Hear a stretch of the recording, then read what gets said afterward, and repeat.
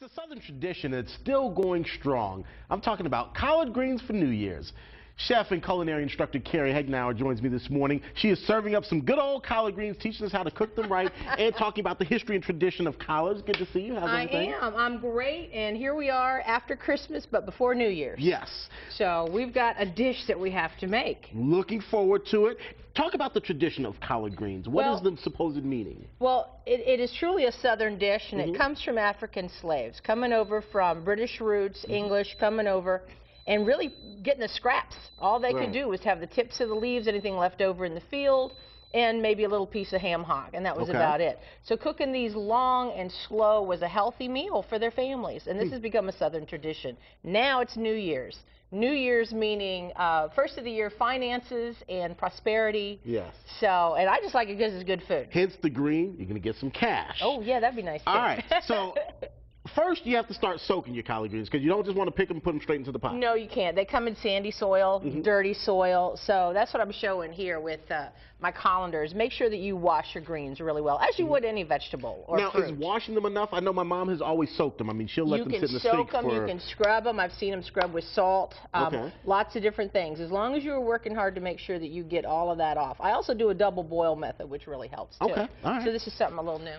I want to talk to you about a bunch of collard greens. Here's a big old bunch of collard greens. Right. These are pretty little, actually. Okay, that's considered a small bunch. We've seen a lot more than that. And this one head right here only feeds about 3 people. So you got to get a big old pot going. All right, and typically they're sold in big old bags. They are, and they're cheap.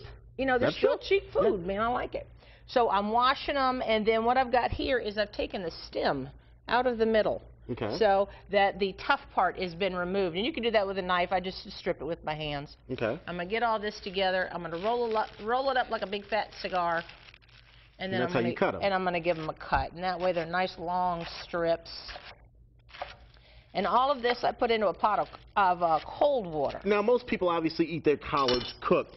Is collard, since it is a green, can they be eaten raw? Yeah, they sure can. You can add them to salads. I would cut them a lot thinner. They're pretty tough and they have a lot of flavor, but absolutely that's where you're going to get all your vitamins and nutrients. Now, when people go shop for collards, they might just say greens in general, but there are different sorts of greens. So what's the difference, say, between a mustard green and a collard? Absolutely. There's collards, and kale is actually a really common green that's used as well. Mustard greens, turnip greens.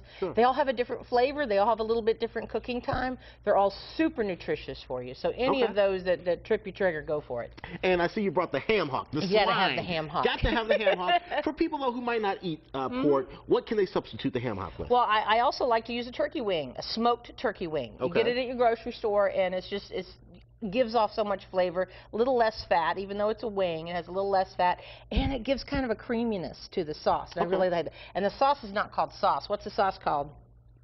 Hot liquor. Okay, so we call it juice. Hot liquor. Okay. Hot liquor, baby. We're gonna have the pot liquor. We're gonna be yumming on some of that. All right. So now this is what I do: is I bring it up to a boil first. Okay. And then what I do is I strain it out. So that's another way to get that dirtiness out. If I would have missed anything, then I put them back on a boil again. You know, fresh water. That's the double boil method. It does, and it kind of keeps that bitterness out. Some people don't like that bitterness. Okay.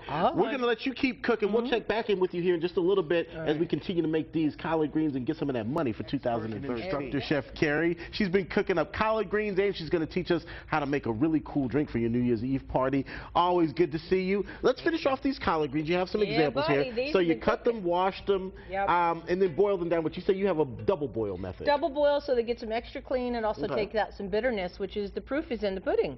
I get to try. We have some now, how do you season them? You put in the ham hock, but apart from the ham hock, how do you season them? Ham hock and a little bit of red pepper flakes. That's traditional. Today you're going to start seeing chicken stock and onions and garlic, but old school is real simple. Okay, just ham hocks, some pepper flakes, cook them on down. Water and greens. Water and greens, and you have to slowly simmer.